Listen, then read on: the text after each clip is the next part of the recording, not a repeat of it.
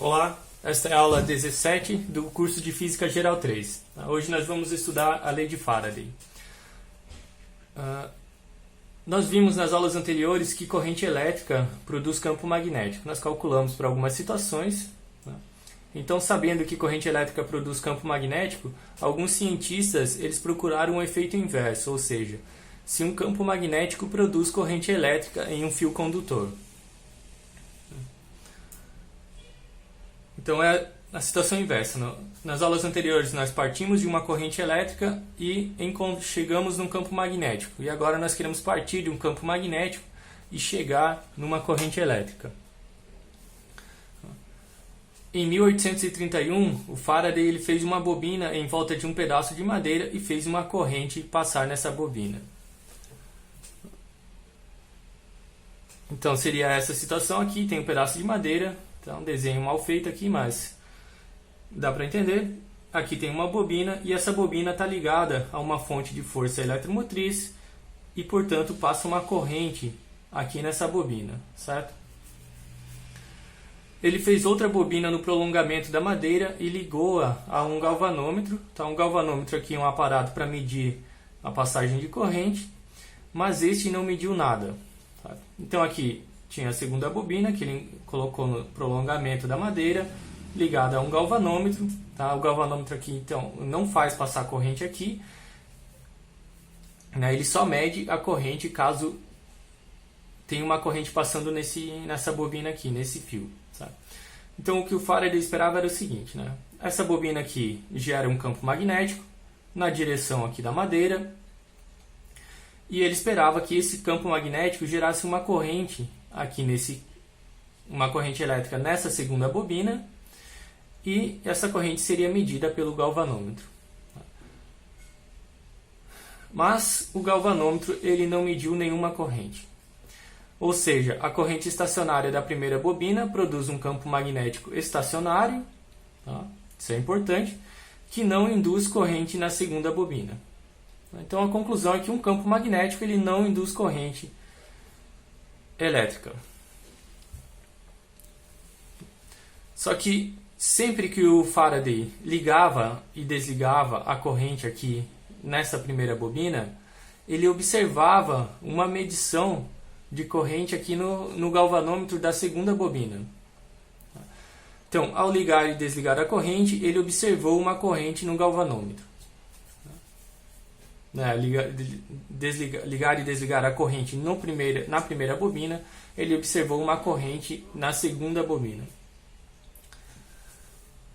E a conclusão que nós podemos tirar disso é que um campo magnético não estacionário gera campo elétrico. Tá? Então, um campo magnético estacionário ele não produz corrente, então não produz campo elétrico, mas um campo magnético não estacionário, ou seja, um campo magnético que varia com o tempo, ele gera um campo elétrico. Então, de certa maneira, os cientistas eles conseguiram chegar no resultado esperado. Acho que um outro cientista também, um ano depois, publicou um resultado parecido, acho que foi o Joseph Henry, tá? Ele publicou um resultado parecido a este. Então, em vista desse resultado de que um campo magnético que varia com o tempo pode produzir corrente elétrica em um condutor, né? Então, se produz corrente elétrica, a corrente elétrica ela é gerada por um campo elétrico. Né? Então, por isso que um campo magnético ele gera um campo elétrico. Né? Um campo magnético não estacionário gera um campo elétrico, porque para ter a corrente é necessário a interpretação que é dada, né, que existe um campo elétrico, então. Certo? E isso é verdade. Tá?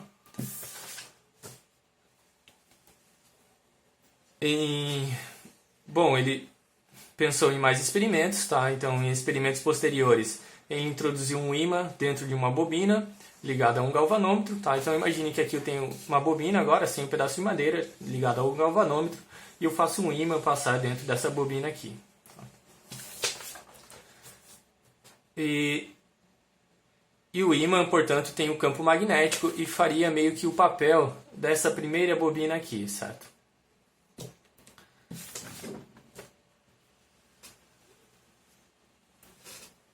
Tá? E ele concluiu que é o movimento relativo entre a bobina e o ímã que importa. Tá? Ou seja, o que significa isso? Se aqui eu tiver a bobina parada e passar um ímã, aproximar o ímã aqui dentro dessa bobina, vai acusar uma passagem de corrente aqui, porque a gente sabe que o campo magnético perto do ímã é mais perto, é mais forte, e mais longe ele é mais fraco, né? Mais longe do ímã. Então, quando eu vou aproximando o ímã dessa bobina, o campo magnético ele vai variando aqui dentro dessa bobina, ele vai variando com o passar do tempo. Ou seja, então dentro dessa bobina um campo magnético não estacionário e vai acusar uma passagem de corrente aqui. Tá?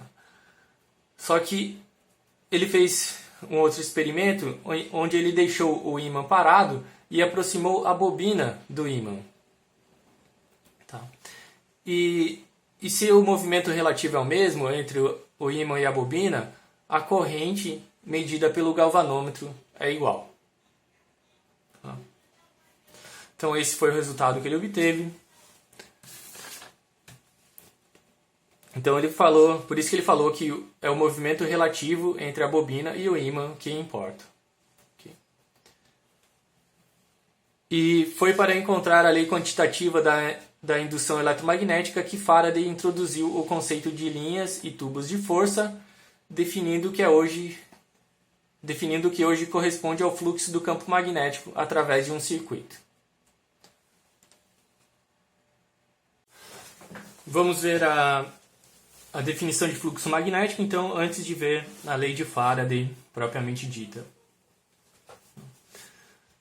Bom, da mesma maneira como eu mencionei para vocês que o fluxo de um fluido é definido dessa maneira aqui, né, a integral da quantidade, aqui no caso para a gente é o campo magnético, lá de um fluido era a velocidade do fluido, produto escalar com um N, um versor normal, ao elemento ds, é integral aqui sobre a área, S, e essa é a definição de fluxo. Tá? Nós vimos essa mesma definição de fluxo para um campo elétrico, a diferença é que aqui era com um campo elétrico e não um campo magnético.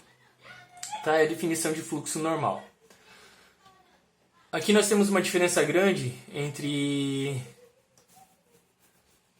o caso do campo elétrico e do campo magnético, é que aqui no campo magnético as linhas de campo elas são fechadas. Tá? Então lembre-se que para um ímã, eu botei um desenho em alguma aula, aqui eu vou desenhar poucas linhas de campo, mas digamos que aqui eu tenho um ímã, tá?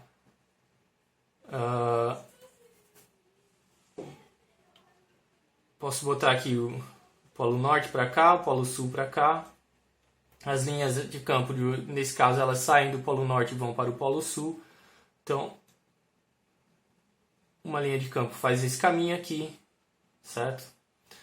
Outra linha de campo vai ter esse caminho aqui. Tá? E eu tenho várias linhas de campo aqui dessa maneira, certo? Podemos falar que as linhas continuam aqui dentro do ímã, dessa maneira aqui. Ou seja, elas são sempre fechadas, elas sempre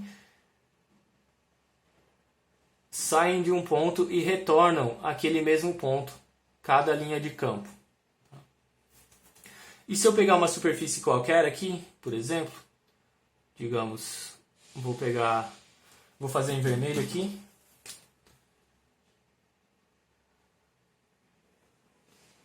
Tá, não confundo aqui o S do polo sul com o S da superfície, tá? Agora aqui o S em vermelho é da superfície e esse S aqui é do polo sul do ímã. Então notem que nessa superfície aqui, imagine que estamos em 3D, né? Obviamente. A quantidade de linhas que entra nessa superfície é igual à quantidade de linhas que sai. Tá um raciocínio parecido que eu fiz para o caso do campo elétrico. E aqui, ó, tem essa linha aqui entrando, mas essa linha aqui ela está saindo da superfície, certo? Porque eu estou percorrendo ela nesse sentido aqui. Essa linha aqui está entrando e aqui ela está saindo, certo? Então eu tenho duas linhas entrando, duas linhas saindo. O fluxo total através dessa superfície é zero, tá? Porque ela aqui é uma superfície fechada, tá? Imagine em 3D. Então, para o campo magnético, vale esse resultado aqui, ó. Certo? A integral sobre uma superfície fechada é igual a zero. Okay?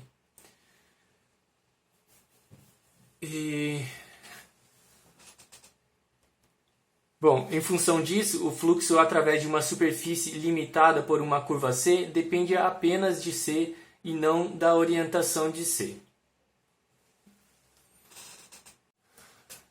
Vamos justificar melhor essa afirmação aqui de que o fluxo através de uma superfície limitada por uma curva C depende apenas de C e da orientação de C e não depende da superfície em si, tá? Então eu vou desenhar aqui, a lápis mesmo, mas imagine que eu tenho uma região aqui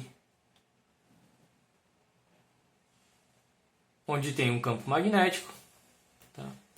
Eu tenho uma curva C agora aqui, agora isso daqui não é uma superfície fechada, S, aqui agora é só uma curva, tá? Então é diferente desse caso aqui, tá? É importante ter isso em mente, ter claro. Essa curva aqui tem uma orientação, certo? Que nós definimos aqui, escolhemos uma orientação. Então isso daqui é a curva C.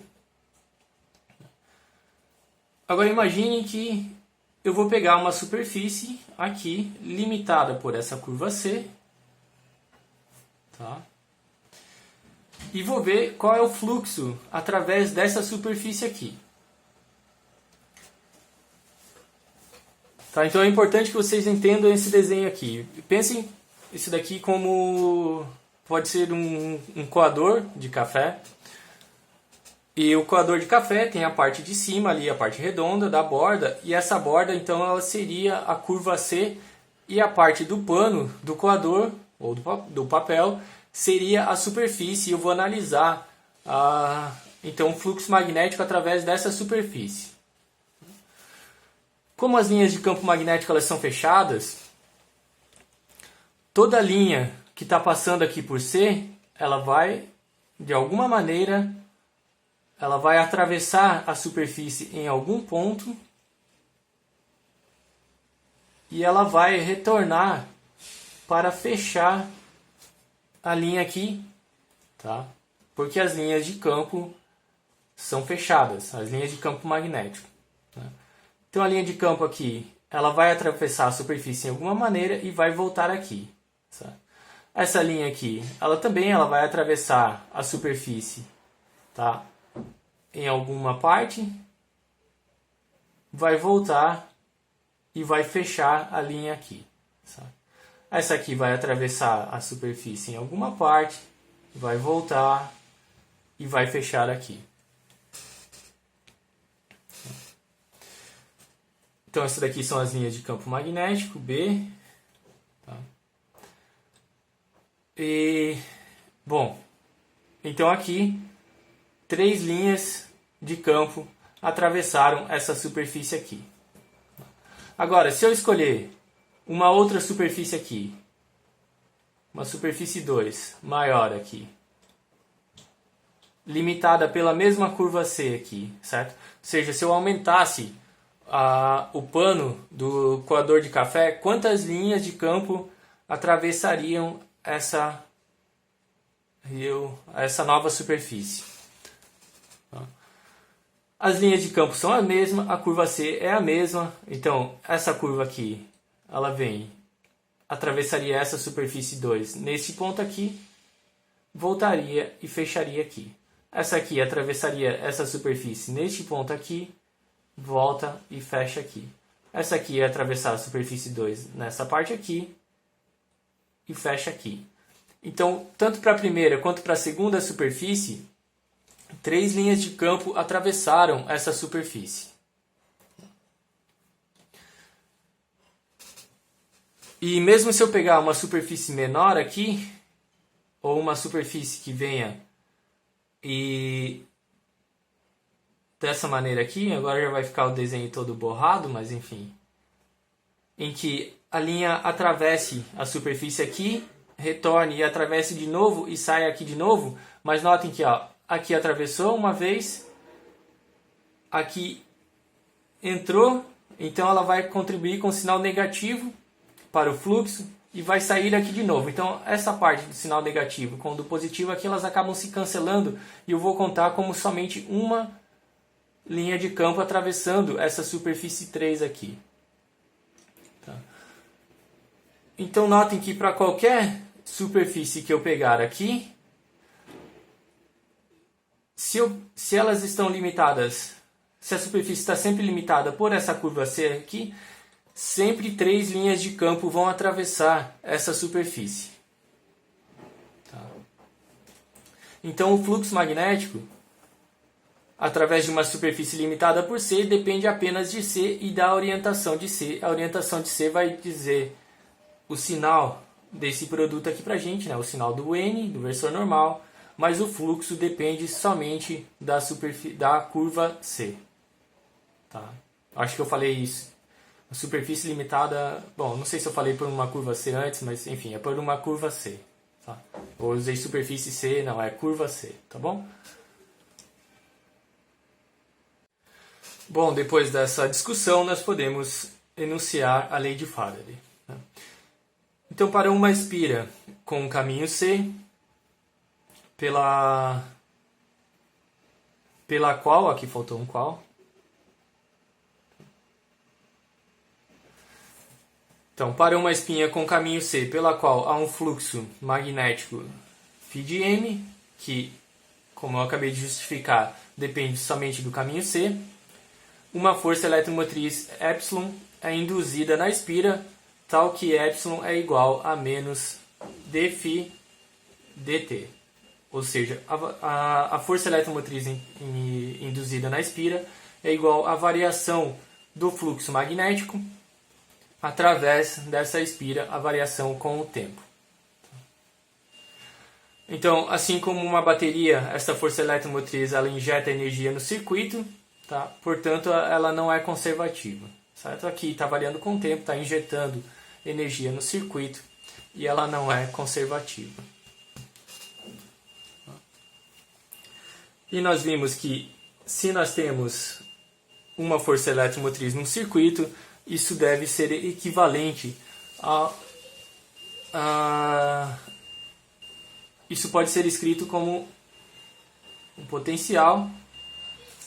E o potencial aqui, então, nessa força eletromotriz, ela é uma diferença de potencial, ela causa uma diferença de potencial no circuito todo. E nós sabemos que uma diferença de potencial está associada com a integral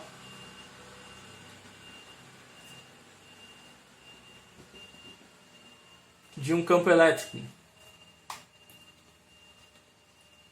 E aqui, como a espira é fechada, né, o circuito é fechado, é a integral sobre um caminho fechado, sobre o caminho C do circuito. Tá? O C da espira.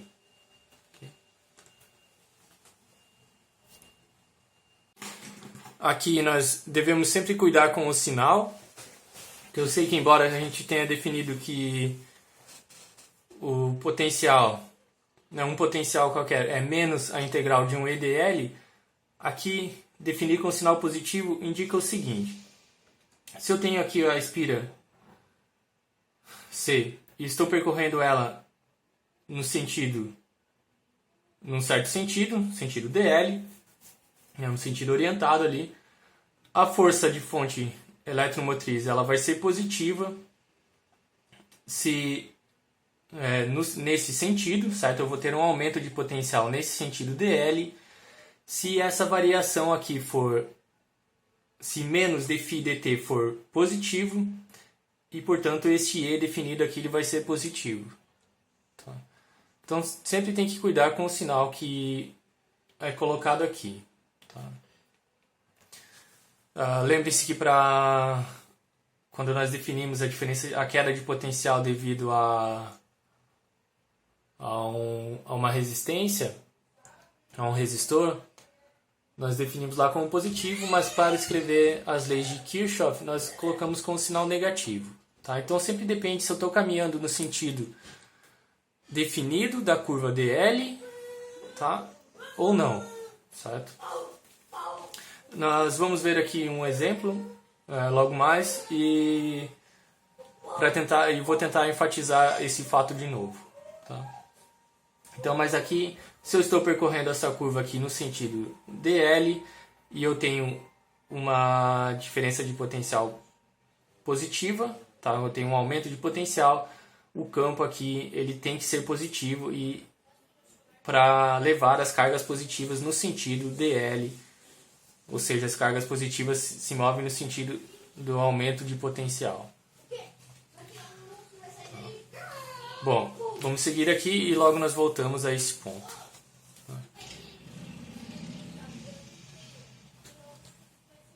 Note que a explicação física ela depende de se a espira ou o campo magnético está se movendo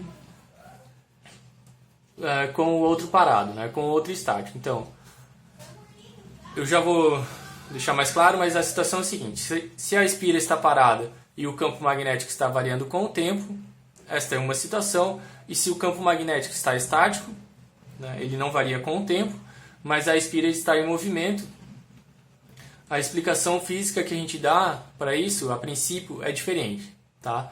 Mas lembre-se lá que Faraday falou que é somente o movimento relativo entre a espira e a variação e o campo magnético que importa, tá? O resultado ali, epsilon igual a menos dφ dt, é o mesmo. Então, se o campo está estático, há sobre os elétrons que estão se movendo devido ao movimento da espira uma força dada por F igual a menos E V vetorial de V. Tá, isso daqui é a força magnética, os elétrons eles estão se movendo com uma velocidade V devido ao movimento da espira, tá? E eles, portanto, sentem uma força magnética dada por essa expressão. Aqui é menos E porque a carga do elétron é negativa, né? Os elétrons são as cargas que se movem em um fio condutor. Tá? E esta força ela é, portanto, equivalente a um campo elétrico. Aqui, este E, então, portanto, ali eu acho que eu não falei antes, mas ele é um E de equivalente, dado por V vetorial com B. Certo? Porque notem que daí eu vou ter F igual a menos F igual a carga vezes um campo elétrico. Esse campo elétrico aqui é a força equivalente a uma força elétrica que os elétrons estariam sentindo. E fazendo umas contas mais técnicas, digamos assim, é possível chegar que nesse resultado aqui, que é a integral de E dl igual a epsilon é igual a menos dφ dt, tá? Para um pequeno deslocamento vdt da espira, ou seja, a espira ela está se movendo com uma velocidade v, em um certo tempo dt, ela vai ter se deslocado como um todo com uma velocidade por uma distância vdt, e usando isso, tem no livro do Moisés as contas, é possível chegar a partir dessa expressão aqui e chegar nessa relação aqui. Então, se a espira está se movendo, né, e o campo parado, a explicação é que existe uma força magnética sobre os elétrons. Agora, se a espira está parada, a velocidade dos elétrons inicialmente é zero. Então, se a velocidade é zero, a força magnética sobre os elétrons vai ser zero. Certo? Mas o resultado de que epsilon, de que surge uma força eletromotriz induzida na espira, dada por essa expressão, aqui é menos, tá? Epsilon igual a menos dφ dt, para uma variação do campo magnético B, ela continua válida. Tá? Então essa expressão aqui, ela continua válida, mas notem que a explicação física é diferente. Tá? Se tem uma força magnética sobre os elétrons ou não, esse resultado aqui continua igual, o que é um fato bem interessante, digamos assim.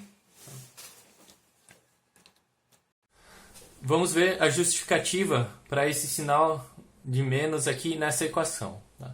Eu sei que eu falei que o fluxo magnético depende da orientação da curva C, tá? Ou da orientação do vetor normal à superfície, em relação à qual nós estamos calculando a superfície para a qual nós estamos calculando o fluxo magnético. Mas se eu inverter essa orientação, a orientação da curva C, o fluxo magnético vai mudar de sinal, só que a variação do fluxo magnético também vai mudar de sinal. Tá? E nós vamos ver isso com um exemplo em seguida. Tá? Então eu vou ganhar 2 sinais de menos multiplicando, dá positivo, e ainda assim esse sinal de menos aqui ele continua necessário. Tá? Então, independentemente da escolha que eu dou para o caminho C, da orientação do caminho C, esse sinal de menos aqui ele é necessário. Tá? Então, aquele sinal ali ele é explicado pela lei de Lenz, e a lei de Lenz é o seguinte: o sentido da corrente induzida é aquele que tende a criar um dipolo magnético que se opõe à variação do fluxo magnético aqui através da espira. Tá. Então vamos ver melhor a lei de Lenz com a ajuda de um ímã e de uma espira. Então aqui eu tenho um ímã que está se aproximando dessa espira aqui, tá? E está se aproximando com o polo sul para cá e o polo norte para cá, certo? Então, bom, eu vou falar que tem uma velocidade aqui. O ímã está com uma velocidade v para cá, certo? Se aproximando da espira. Para essa espira aqui, eu escolhi essa orientação, certo? Para calcular o fluxo magnético através dela. E com essa orientação aqui, o vetor normal ele está para cima aqui, certo?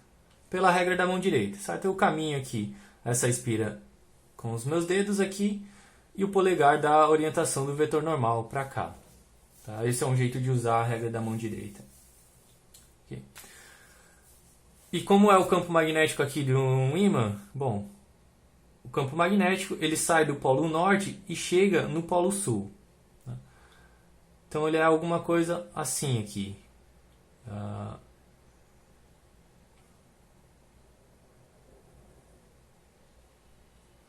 Nesse sentido aqui. Vou desenhar um caminho aqui só, para não poluir muito a figura. Bom, acho que 2 aqui vai ser necessário, tá? Porque eu vou desenhar um caminho assim aqui. Um caminho que atravessa a espira aqui. Tá. Né, uma linha de força aqui, uma linha de campo magnético que atravessa essa espira aqui. Bom, então o campo magnético aqui, quando ele atravessa a espira, ele está na direção do vetor normal aqui. Né? O campo magnético ele vai estar para cima, quando ele atravessa, né, ele vem aqui, dá a volta aqui e atravessa a espira de baixo para cima. Então, o fluxo magnético através da espira ele é positivo, tá? Mas temos que analisar a variação do fluxo magnético. Tá? À medida que eu vou aproximando o ímã dessa espira, mais linhas de força, né? Mais intenso vai ser o campo magnético perto da espira, certo? Porque o campo magnético ele é mais intenso perto do ímã, então mais perto da espira vai ser mais intenso o campo magnético aqui. Tá? Então eu estou aumentando o campo magnético aqui perto dessa espira, o fluxo positivo, coisa está aumentando, o fluxo magnético também está aumentando. Então nessa situação, dφ dt é maior do que zero. Tá.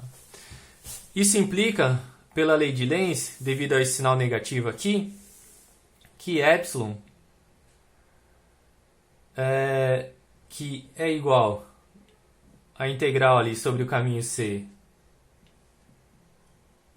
do campo induzido, produto escalar dl. Aqui eu não queria escrever igual, eu quero escrever que ele é menor do que zero. devido a esse sinal negativo aqui.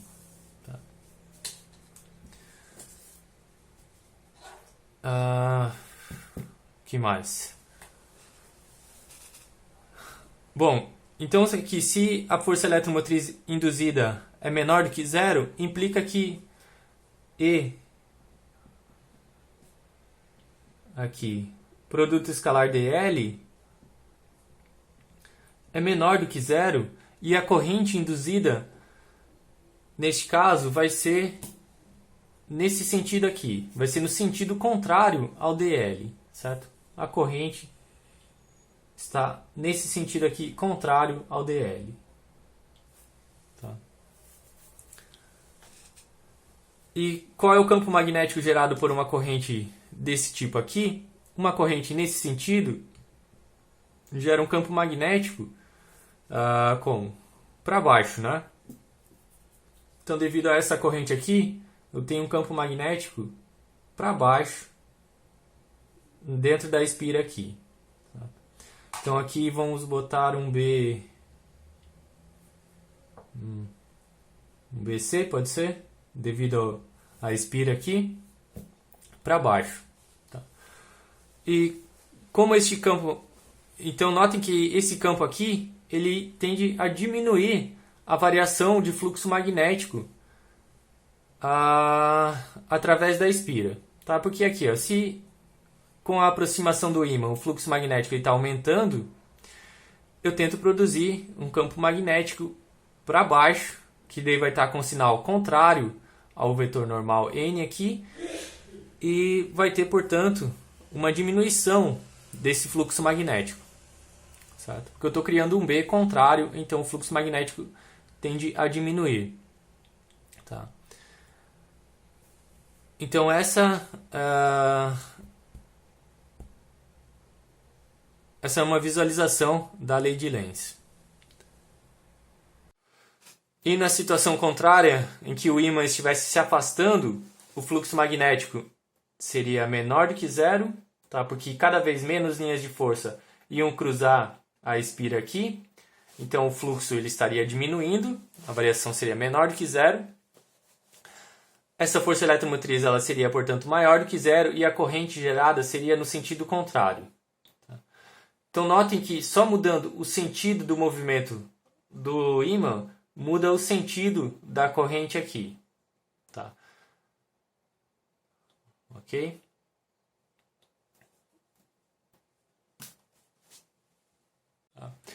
Então, embora aqui, se eu mudar o sentido do campo V, o sentido da velocidade do ímã, a direção do campo magnético produzido pelo ímã continua a mesma, através da espira, só que em um caso o fluxo magnético vai estar aumentando e no outro caso o fluxo magnético ele vai estar diminuindo. Tá?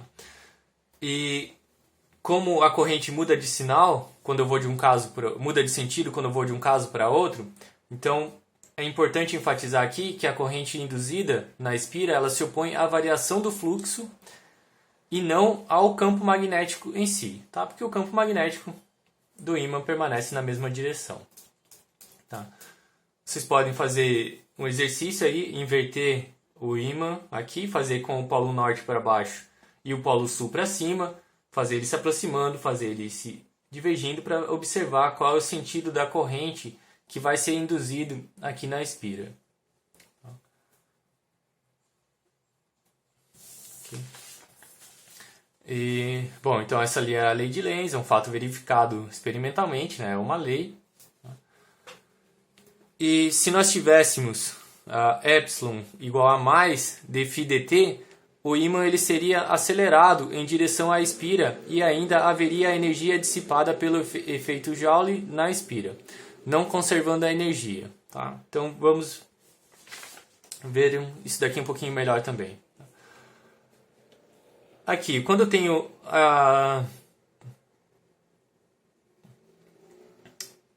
o ímã se aproximando da espira, com o polo sul para cá e o norte para cá, essa espira aqui ela está gerando um campo magnético para baixo aqui, ou seja, ela está gerando um dipolo como se tivesse um polo norte aqui, um polo sul para cima e um polo norte para baixo. Tá? Então aqui seria como se eu tivesse um polo sul para cima e um polo norte para baixo. E aqui eu teria um ímã se aproximando de um polo sul, ele estaria sendo freado. Tá? Então, essa espira, o ímã, quando a gente tenta aproximar ele de uma espira, ele é freado, tá? A velocidade dele diminui. A gente tem que fazer uma força contra a... Tem que fazer uma força a mais para vencer a força magnética entre a espira aqui e o ímã. Tá? Então, se fosse com o sinal mais, aqui nessa equação, eu teria a situação contrária aqui. O campo magnético induzido pela espira seria com o polo norte aqui para cima e com o polo sul aqui para baixo. E eu teria sul com norte, o ímã ele seria atraído aqui para a espira. Então, então, além do ímã aqui ser atraído, aumentando a velocidade dele, ou seja, ganhando energia, a corrente induzida aqui, ela dissiparia a energia através do efeito Joule. Tá? Então, eu teria um aumento de energia cinética aqui do ímã e gasto de energia através do efeito Joule. Então, isso então não conservaria a energia do sistema. Tá? Então, o sinal de menos aqui, ou além de Lenz, tem uma interpretação também de ser uma das formas da lei de conservação de energia. Vejamos um exemplo sobre a aplicação da lei de Faraday, ou seja, que epsilon igual a menos dφ dt. Então nós temos essa configuração aqui. Aqui é um condutor, certo? E aqui é uma barra que também é condutora. Tá? Imaginem que isso daqui pode estar realmente numa mesa. Isso daqui funciona como um trilho, tá? Essa barra aqui em azul. E tem essa haste vermelha aqui que pode deslizar ao longo desse trilho. Tá? Mas mantém um bom contato com o trilho de maneira que possa passar uma corrente sem dificuldades entre a barra, entre a haste vermelha e a barra em azul aqui. Dependendo do livro, vocês vão encontrar que entre esse trecho aqui C e C' existe uma resistência que é muito maior do que a resistência que existe nessa parte do condutor e muito maior do que a resistência nessa haste aqui. Tá? Então, formando aqui, pensando nisso aqui como um circuito em que vai passar uma corrente nessa parte aqui, tá? A resistência total do circuito seria dada pela resistência entre o trecho C e C'. Um outro jeito de pensar é que a resistência da parte em vermelho aqui é muito maior do que a resistência da barra em azul. Então, a resistência total do circuito pode ser aproximada pela resistência da barra vermelha unicamente.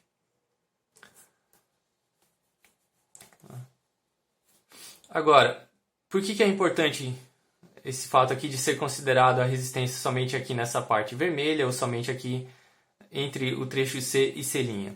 É que eu vou fazer essa barra aqui se movimentar para cá e o comprimento dessa parte aqui, formando o circuito, quando essa barra estiver, por exemplo, numa posição aqui, vai ter esse trecho a mais aqui de condutor, e nós sabemos que, por melhor que seja o condutor, existe uma resistência.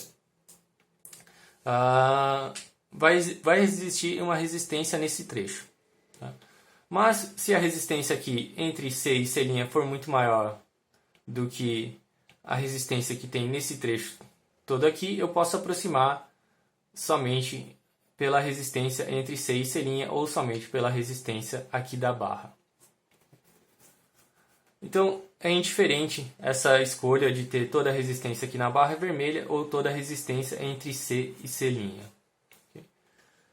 Então, para não poluir muito o desenho aqui no meio, vamos indicar que entre C e C'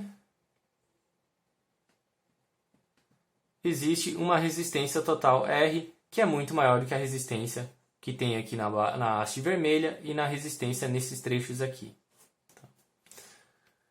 Bom, para aplicar a lei de Faraday, eu preciso de um campo magnético e de uma variação do fluxo magnético.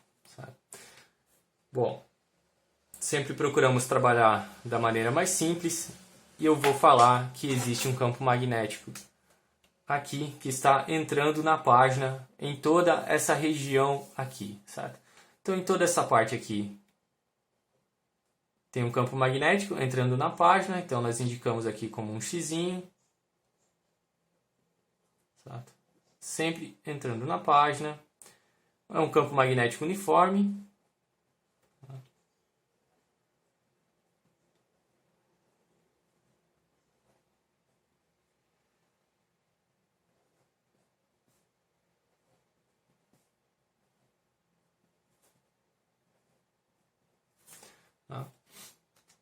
Bom, posso desenhar que continua para cá, né, para dizer que está realmente pegando toda essa parte aqui.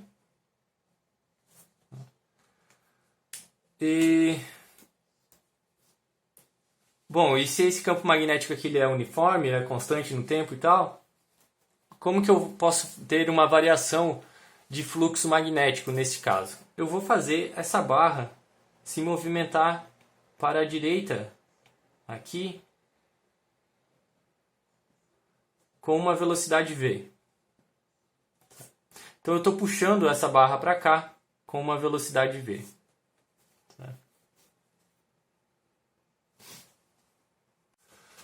Bom, vocês podem notar que eu falei que eu estou puxando essa barra para cá aqui com velocidade v, mas para que eu precise puxar essa barra o tempo todo com uma certa velocidade aqui, constante, é necessário que exista uma força para cá, certo?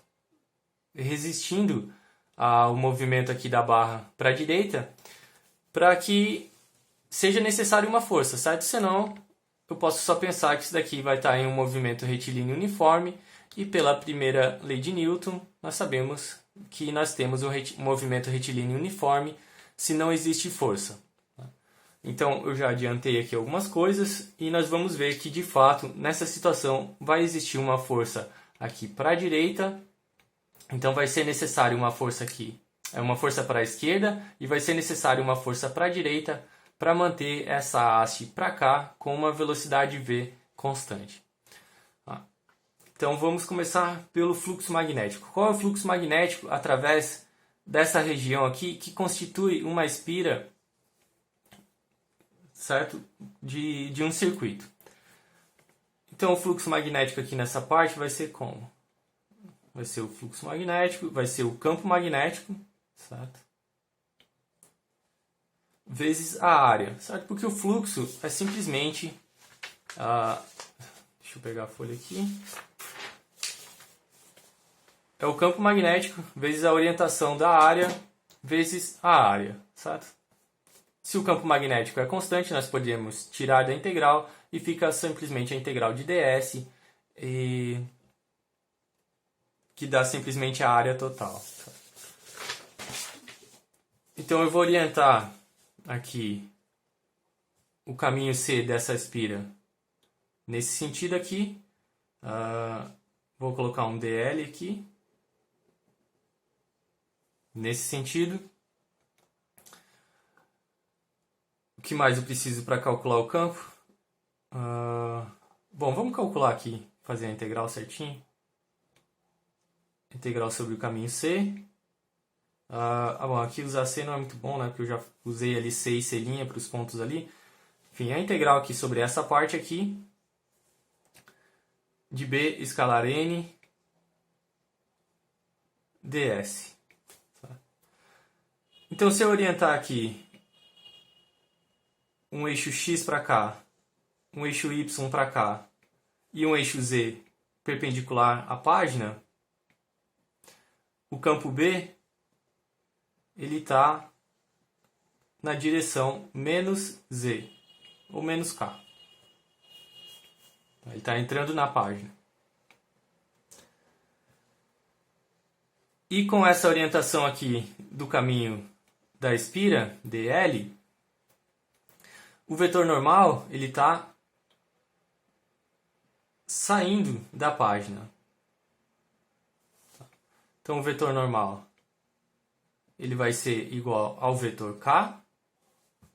E o produto vetorial entre B e K, né, entre o vetor B e K, vai dar K vezes K, que dá 1, e dá menos o módulo do campo magnético.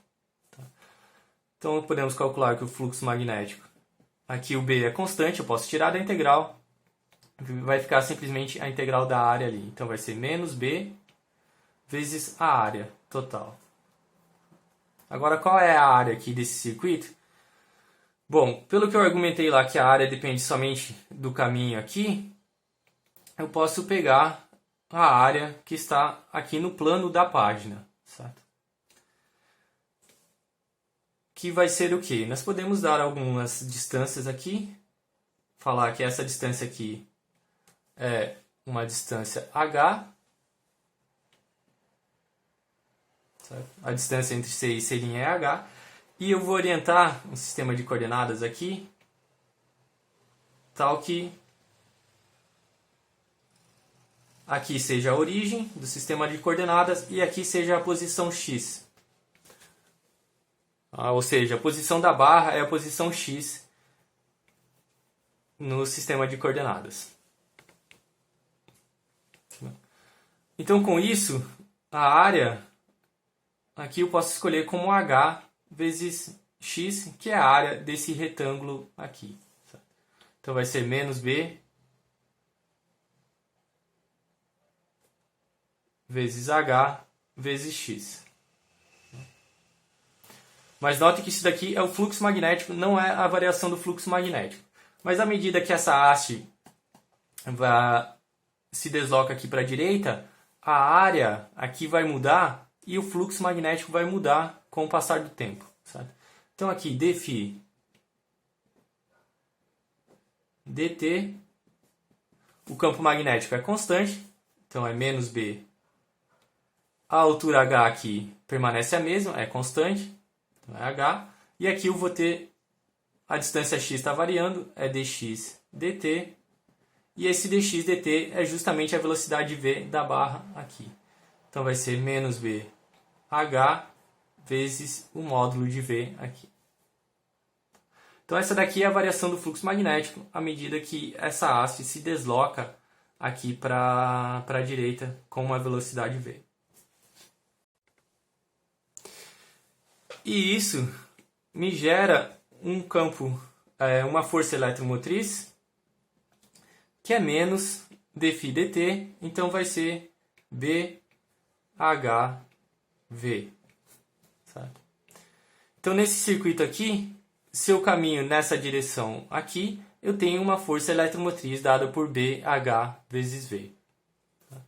Se no circuito todo existe uma resistência R, então isso daqui vai ser simplesmente vou aplicar aqui a lei de Kirchhoff, a lei das malhas. Eu vou ter epsilon menos a corrente que vai passar ali vezes a resistência igual a zero. Então isso daqui vai me dar que a corrente que está passando nesse circuito aqui é BH vezes V dividido pela resistência.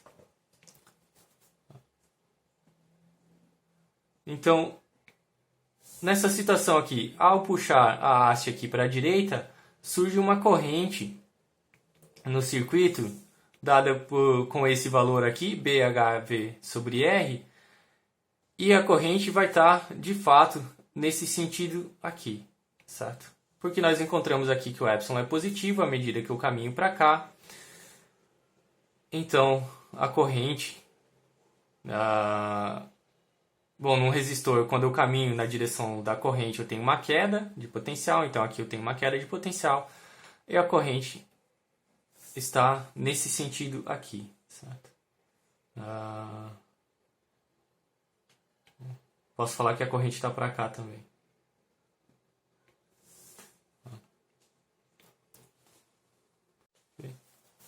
Então, notem que aqui nós temos uma situação parecida com o caso em que eu falei que nós temos um campo estático e que nós temos uma espira em movimento. Tá? Então, aqui é similar ao caso em que nós temos um campo magnético estático, mas nós temos uma espira ou uma parte dela aqui que está em movimento.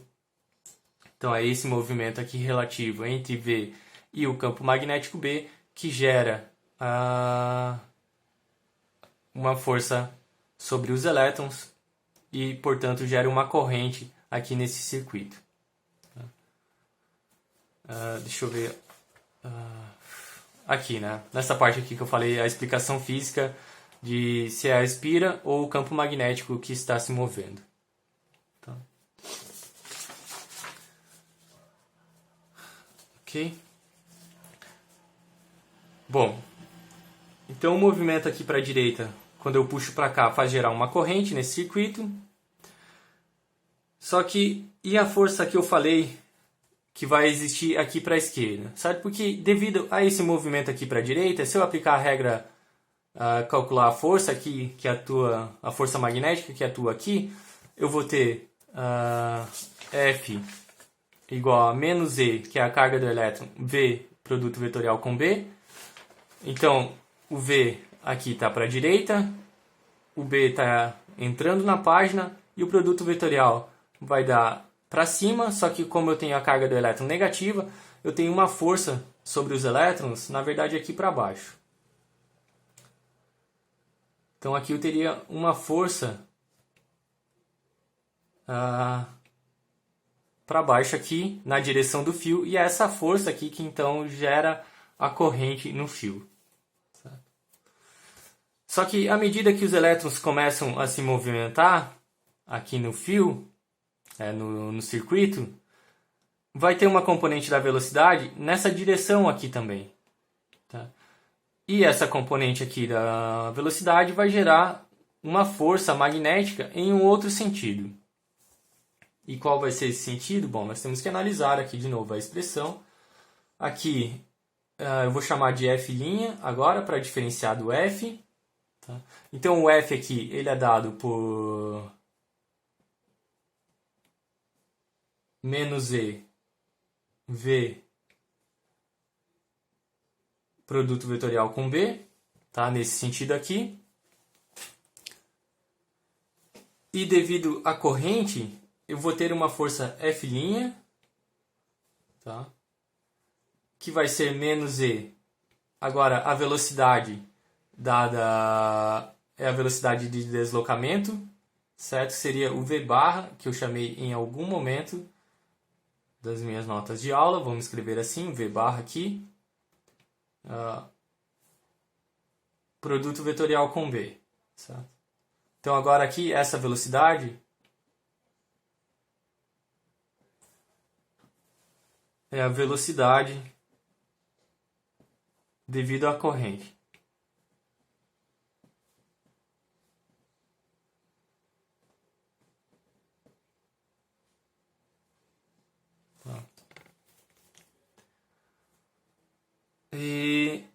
E essa parte aqui nós podemos tratar como uma força magnética sobre uma corrente. Então eu vou considerar aqui, como eu tenho uma corrente, a força magnética sobre uma corrente, que nós já vimos como fazer isso. Então esse F' eu posso transpor aqui. Aqui eu posso chamar de um dF', tá? Porque eu estou considerando a força sobre somente um elétron ali. Mas a força sobre um elemento de corrente vai ser I dl, então vou escrever aqui dF' também, I dl, produto vetorial com o campo magnético, certo? Então a força total é a integral disso daqui, é I, é constante, né? Se aí a velocidade V aqui da haste para cá é constante, então essa corrente I aqui é constante, eu posso tirar da integral. E vai sobrar a integral de dl, produto vetorial com B.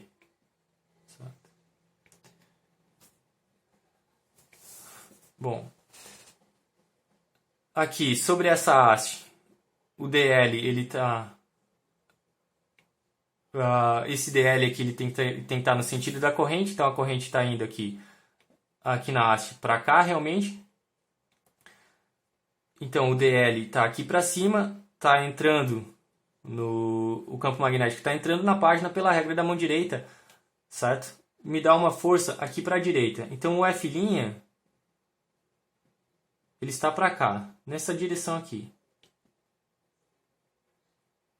Certo? Então tem um F' para cá, e sobre toda essa haste tem uma altura H aqui, B é constante, dl produto vetorial com B dá um ângulo de 90 graus entre eles, e a direção aqui pela regra da mão direita sabemos aqui que está na direção menos x. Tá? Então isso daqui vai ser menos, e vai sobrar somente a integral do dl, o B sai da integral por ser constante, então vai ser menos IB, e o dl é simplesmente a altura H aqui, que é a altura da haste. Né? Eu estou analisando aqui a força somente sobre a haste, somente sobre a haste aqui, somente sobre o pedaço onde tem corrente, certo? Nessa pedaço pequeno aqui eu não tenho corrente, só tenho corrente entre esse trecho e esse trecho aqui. Então isso daqui vai ser IH na direção I aqui, versor I. E nós podemos usar o B calculado aqui, B vezes H é I. Bom, vamos trocar I por esse valor aqui. Sabe? Então eu tenho BH, vai vir mais um... eu já tenho BH aqui, vai vir mais um BH, então fica BH tudo ao quadrado vezes V sobre R. Então isso daqui é menos B ao quadrado, H ao quadrado, V sobre R na direção I.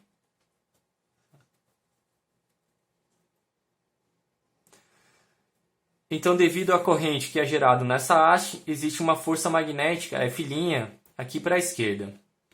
E eu preciso, então, para manter essa barra aqui com uma velocidade V constante para a direita, fazer uma força igual e contrária a essa força F', tá?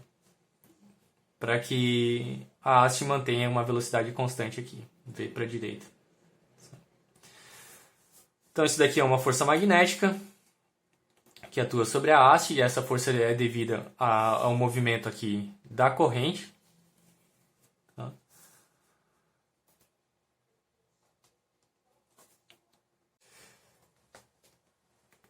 Tá? Então, aqui eu vou escrever que é necessário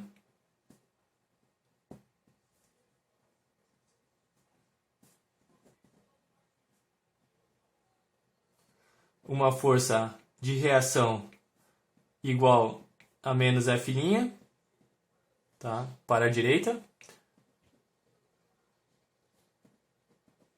para que V seja constante.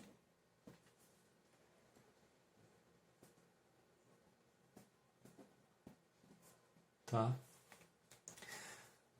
E com isso nós temos uma potência empregada para manter essa força FR aqui. Sabe? E a potência vai ser simplesmente FR com V. Isso daqui vem das aulas de Física 1. Ou Física 2, eu acho que Física 1. Tá? E FR é menos F', então vai ser com o sinal mais aqui. E a velocidade V está para a direita aqui também, certo? É o módulo de V. Então vai ser B ao quadrado, H ao quadrado, módulo de V dividido por R, aqui, essa é a força FR, e vai ter o produto de I com VI. Certo? Porque a velocidade V aqui é igual ao módulo dela na direção I. E produto vetorial com produto escalar com I é 1. Então isso daqui dá B ao quadrado, H ao quadrado, V ao quadrado sobre R. Tá? Então essa é a potência necessária para manter a haste aqui com a velocidade V constante para a direita. Tá? É a potência que eu tenho que empregar sobre o sistema. E eu posso comparar essa potência aqui com a energia dissipada devido ao efeito Joule na resistência R. Certo? Então, a potência ali dissipada no efeito Joule é dado por V vezes I, tá? E o nosso V aqui é a força eletromotriz, Epsilon. Então isso daqui vai ser Epsilon vezes I. Epsilon é BHV. Então aqui é BHV. E a corrente é BHVR. Então vai ser vezes BHV sobre R. E dá B ao quadrado, H ao quadrado, V ao quadrado sobre R. Essas duas quantidades aqui, observem que são iguais. E isso diz pra gente que toda a energia que eu emprego para manter essa haste aqui com velocidade V constante para a direita, ela é dissipada na forma de calor através do efeito Joule na resistência R. Ok?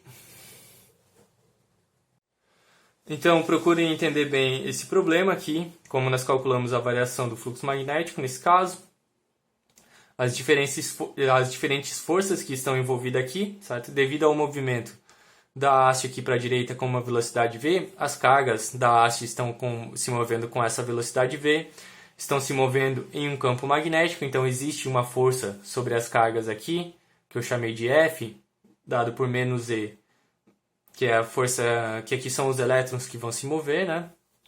Que estão permitidos se mover pelo condutor.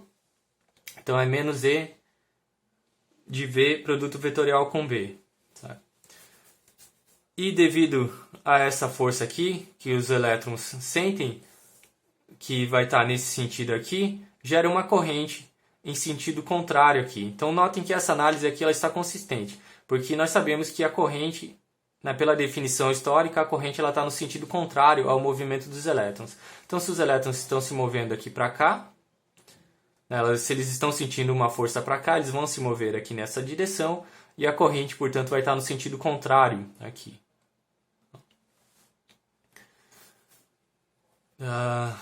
Existe, daí a partir do momento em que eu tenho corrente aqui nesse circuito, vai existir uma força sobre essa corrente, uma força magnética sobre essa corrente. A força magnética sobre uma corrente, tá? Eu posso escrever aqui para um elétron vai ser a carga do elétron vezes a velocidade, agora devido à corrente, então vai ser uma velocidade agora no sentido da corrente. Bom, a corrente está para cá, mas daí os elétrons têm a carga negativa, eles estão se movendo para cá, tá?